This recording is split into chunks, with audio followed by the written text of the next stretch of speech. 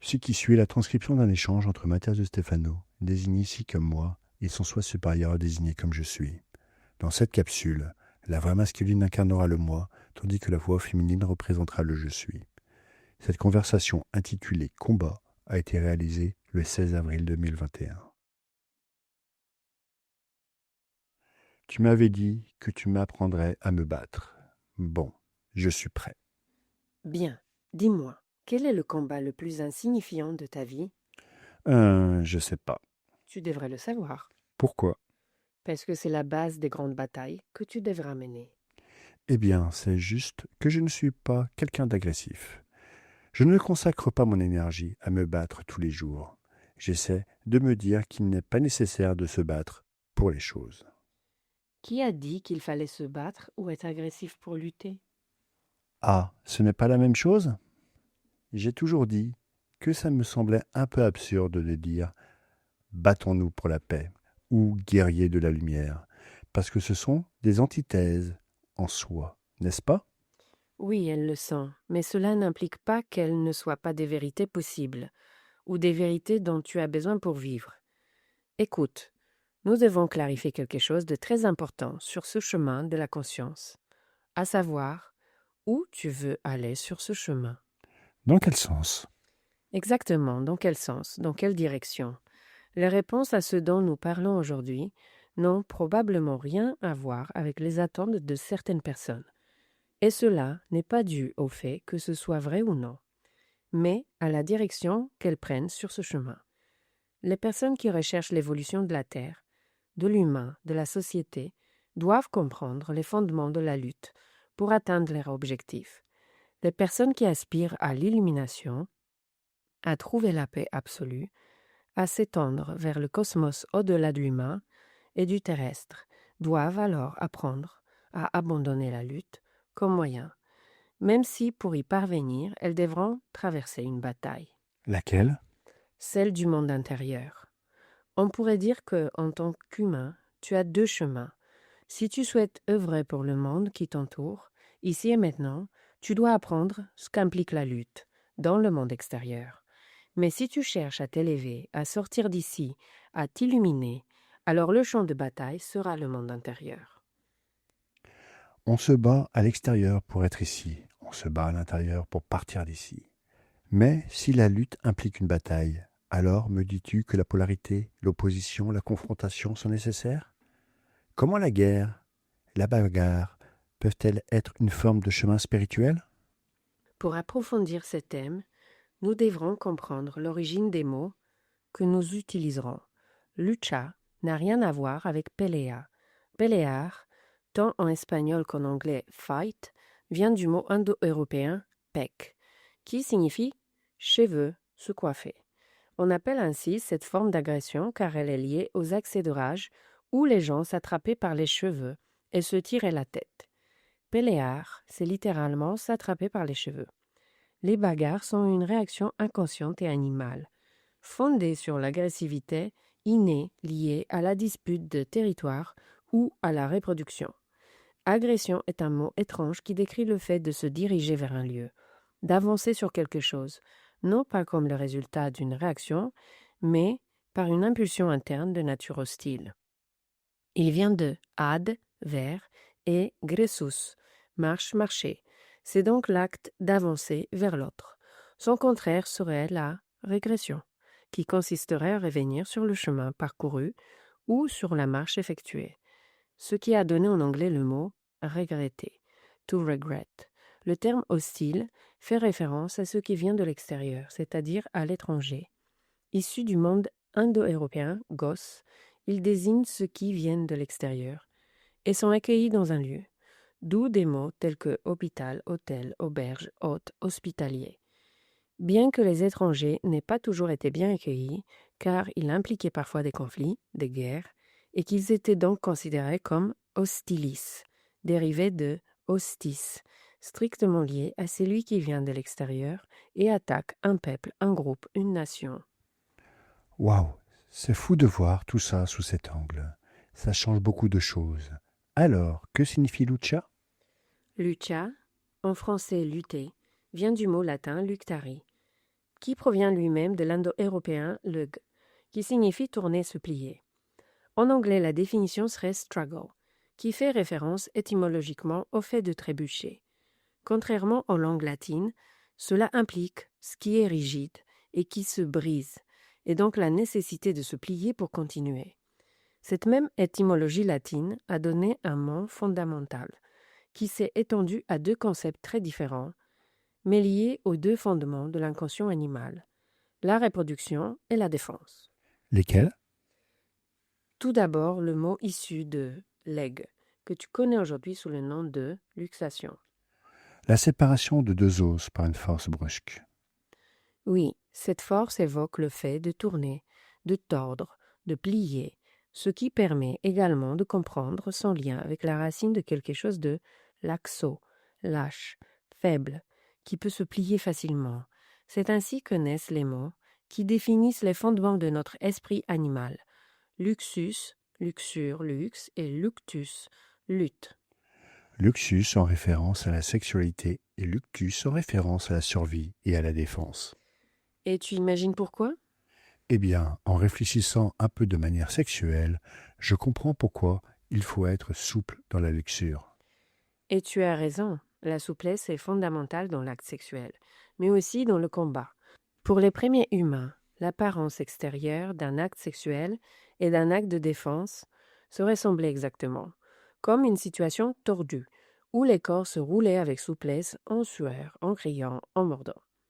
Le combat en tant que sport dans certaines cultures impliquait des techniques consistant à s'enrouler autour de l'adversaire, en le piégeant avec les jambes et les bras. Les mâles, tout comme de nombreux animaux aujourd'hui, et de nombreux humains continuent de le faire, ont tendance au moment du combat à se heurter la tête, front contre front, en se poussant l'un contre l'autre tout en se regardant fixement dans les yeux. Cette technique est biologiquement un vestige de l'acte de combat où les animaux se battaient avec leur tête et même leurs cornes, ainsi qu'un élément utilisé dans la sexualité. Ce symbole représente le marquage du territoire, celui qui déplace l'autre en utilisant uniquement la force de son regard et de sa tête, le déstabilisant à remporter la bataille, ou a conquis le partenaire pour s'accoupler. Je comprends maintenant ces réactions si absurdes de nombreux hommes lorsqu'ils se battent. C'est une mémoire animale. Oui, mais bon, venons-en à ce qui nous intéresse vraiment. Le combat, comme tu le verras, ne parle pas de se battre, mais de marquer son territoire, d'entrer en relation avec l'autre et d'être flexible. Tu viens de bouleverser ma conception de ce que signifie se battre. C'est le but. Pour se battre, il faut savoir s'assouplir. Aujourd'hui, le maître qui est venu te voir dans la pyramide t'a expliqué clairement plusieurs choses. Et il l'a fait avec ton corps. C'est vrai, je m'en rends compte maintenant. Il m'a fait me tenir debout comme une statue égyptienne et m'a fait fléchir le genou avant pour montrer comment mettre toute la force vers l'avant et fléchir celui de derrière pour montrer le retrait. Mais il m'a dit « Personne qui s'enfuit ne se bat. La seule raison pour laquelle tu fais des pas en arrière en te flexibilisant en recul, c'est pour reprendre de la force à partir de l'axe et pouvoir avancer avec plus de force. Tu ne recules que pour avancer avec plus d'assurance, jamais pour t'enfuir. » Le fameux recul, c'est se reconnaître flexible pour faire quelque chose de fondamental. Au niveau mental, on appelle cela réfléchir. Au niveau émotionnel, on appelle cela point d'inflexion. Et au niveau physique, on appelle cela flexibilité. Waouh, je ne sais pas pourquoi cela m'étonne tant. Dans ma vie, j'ai toujours pensé que je devais éviter la lutte, la confrontation, justement mettre mon front contre celui d'un autre, que je devais fuir le combat, le conflit, la lutte, car je les considérais comme synonymes de bagarre, d'agression, d'hostilité. Et ce n'est pas le cas. Je me rends compte maintenant de certaines situations qui m'ont souvent poussé à me taire. Comme lesquels? Eh bien, je n'ai jamais été quelqu'un de combatif. Et ma première réaction face à n'importe quel conflit, c'est le silence, le retrait, les larmes. Je me considère comme un lâche. C'est peut-être un mécanisme de défense qui m'empêche d'agir, de dire ce que je pense, de m'exprimer. Et à la moindre réaction extérieure, je me sens paralysé. Rarement dans ma vie, j'ai pu regarder quelqu'un droit dans les yeux et fixer des limites, ou me mettre en colère, et encore moins me battre. Ma grand-mère me racontait que quand j'étais à l'école primaire, un jour, je lui ai dit qu'un garçon m'avait frappé, et elle m'a demandé pourquoi je n'avais rien fait, et ma réponse a été « pour que la maîtresse ne le punisse pas ». Ma grand-mère m'a dit « mon petit, je ne sais pas si tu es très gentil ou très bête ». En vérité, je ne sais pas si c'était par gentillesse, justement, mais plutôt par lâcheté, par peur. Je gardais tout pour moi. Puis, j'ai commencé à m'exprimer devant les gens. Mais mon message a toujours été neutre. Je ne me suis jamais prononcé contre qui que ce soit, car je ne me considère pas capable d'être contre quelque chose ou quelqu'un. Je veux toujours construire à partir de zéro, à partir de gris, sans noir ni blanc. Et je considère que répondre aux critiques ne fait que nous enfoncer davantage dans cette dynamique. Mais maintenant que tu parles de ça, je me demande, jusqu'à quand le silence ne sera-t-il pas complice de laisser les critiques devenir réalité? Comme on dit, qui ne dit mot consent. Jusqu'où la recherche de la neutralité nous rendra-t-elle esclaves d'une réalité, prisonniers de nos idéologies? Jusqu'où la bonté et la neutralité sont-elles équilibrées et commencent-elles à trahir la justice? Et je réalise alors que la société fait de même. Elle se tait par peur, par crainte de réagir, de perdre son confort, par refus de la lutte. Nous restons rigides, laissant le monde nous dévorer. La non-réaction est-elle une arme que nous offrons aux forces opposées? Réfléchis. La neutralité n'existe qu'au milieu de deux forces polarisées.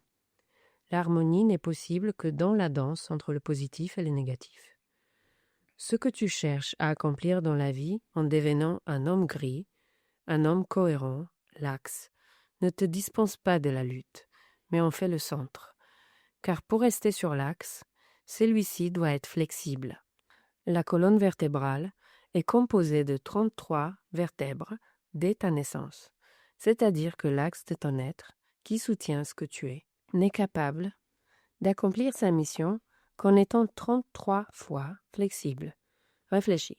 Le silence n'est pas la clé de la transformation, mais celle de l'analyse et de la contemplation. Sans silence, il n'y a pas de pensée, il n'y a pas de raisonnement. Sans silence, tu n'agiras que par réaction, poussé par ton subconscient.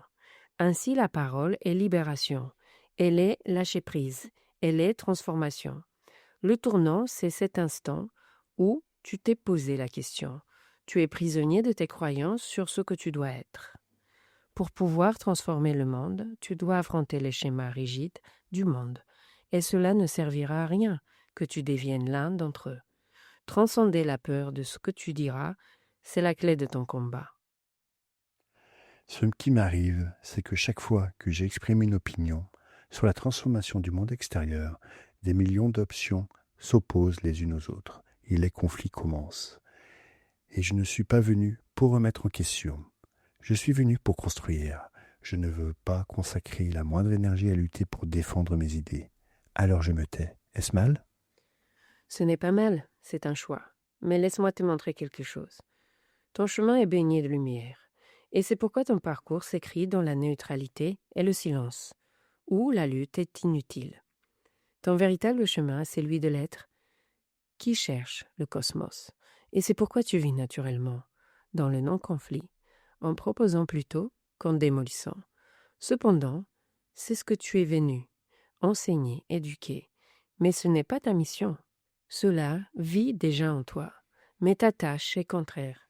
C'est venir dans ce monde, le regarder dans les yeux, et lui rappeler ce qu'il doit transformer, Et pour ce faire, tu dois affronter le monde. Tu dois t'assouplir, plier les genoux, t'incliner vers le monde et le regarder dans les yeux, avec ce que tu apportes des autres plans. Tu dois affronter les aspects disharmonieux de celui-ci. C'est-à-dire prendre parti. Oh non, simplement partir d'un point. Tu ne dois jamais prendre parti pour quelque chose qui est déjà obsolète, car tu mènerais alors les combats des autres. Ta mission est de mener tes propres combats, depuis l'illumination, depuis la neutralité, depuis l'éducation. Tu n'as pas à te battre contre qui que ce soit. Ton épée est l'éducation. Tes armes sont les mots. Le combat consiste à amener le monde à la flexibilité, à l'amener à réfléchir et à le conduire au point de basculement, à genoux, t'a dit le maître aujourd'hui. Il a posé son bâton sur mes épaules. Le chevalier de la demoiselle bleue qui se lance dans la bataille contre le dragon. Saint-Georges, c'est le message que Merlin a transmis à Montserrat le 7 février 2012. Toi, comme beaucoup d'autres, tu es le chevalier qui se lance dans la bataille pour libérer la demoiselle bleue, la terre, de l'oppression à laquelle elle est soumise. Et pour y parvenir, tu dois affronter le dragon, la Kundalini, tes chakras, ton énergie, tes émotions. Le premier combat que tu dois mener vit en toi, ce combat que vivent ton corps, ton âme et ton esprit. Quel est ton petit combat? Me lever chaque jour et continuer à faire ce que je fais. Quel est ton plus grand combat dans ce monde? Parvenir à la transformation de la société en accord avec l'évolution de la Terre. Si tu parviens à remporter le plus petit combat, te réveiller chaque jour, tu te prouveras à toi-même qu'un jour, tu parviendras à réveiller le monde. Mais tu dois d'abord gagner ce combat personnel, te réveiller chaque jour comme tu espères que le monde se réveille. Je n'ai jamais vu les choses ainsi. C'est logique. Ton corps réclame de la souplesse. Fais de l'exercice. Fais quelque chose de nouveau dans ton quotidien. Ton âme te réclame un tournant. Cesse de te cacher et affronte avec ton cœur les émotions que tu refoules par peur de ne pas être accepté. Ton esprit te demande de réfléchir. La neutralité que tu recherches n'est possible que dans l'équilibre des deux forces de polarité. Ton combat quotidien est le combat de tous. Tes petites batailles seront les grandes victoires.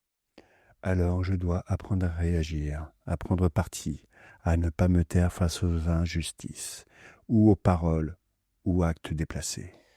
Être neutre, ce n'est pas être aveugle, sourd et muet pour feindre la stabilité, mais être observateur, savoir écouter et prononcer les mots justes. Le combat, donc, ce n'est pas maudire ni juger. Le combat, ce n'est pas faire taire les autres. Le combat, ce n'est pas déclarer la guerre à l'ennemi. Le combat, c'est se reconnaître investi de la mission que tu possèdes, du rôle que tu remplis. Le combat, c'est dire les mots justes, c'est montrer les chemins justes, défendre avec passion la conscience. Luctus et luxus sont te positionner dans la rigidité d'une posture, mais dans la souplesse de l'apprentissage commun. Le premier que tu dois vaincre dans ce combat, c'est toi-même. Souviens-toi, toute hostilité provenant du monde extérieur n'est pas un ennemi, mais un point de vue différent. Déclencher la guerre contre un point de vue différent ne mènera qu'à un massacre insensé. Mais le combat te mènera à la réflexion, à l'inflexion et à la flexion, où, avec amour, passion et éducation, tu pourras répondre selon ton point de vue, enrichissant le monde de tes visions. Beaucoup m'ont dit de ne pas prêter attention aux critiques, de suivre mon chemin, comme si elles n'existaient pas, de ne pas perdre de temps à y répondre, et je partage cet avis. Dis-moi, que dois-je faire? Tu ne feras que gaspiller ton énergie lorsque, en répondant, tu te livres entièrement à la bataille, en la considérant comme le centre de toute action. Lorsque tu considères que celui qui porte le jugement doit être transformé ou corrigé, tu perdras la bataille. Cependant, lorsque, au lieu de répondre à la critique ou au conflit, tu réponds au monde, tes paroles seront une source de nourriture pour les autres. Je ne comprends pas bien. Le combat d'un sage ne se livre pas contre un individu. Le combat d'un sage consiste à éduquer le monde par son exemple. Le silence est parfois la meilleure réponse d'un sage. Le silence est son arme face au combat des incompétents. Les paroles d'un sage deviennent des armes pour sensibiliser les apprentis. Parfois la guerre d'un individu devient la paix d'un peuple.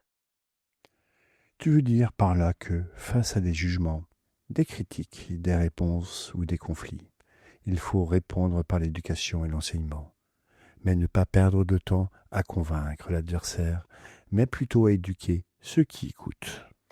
C'est exact. Apprends à utiliser l'énergie du véritable combat et tu remporteras la bataille pour la conscience. Quelles étaient les 3 clés du combat que tu devras mener dans ta vie? Réflexion, inflexion et flexion. Respire et comme chaque jour, commence ton combat. Lève-toi, chevalier de la conscience, réveille-toi et réveille le monde.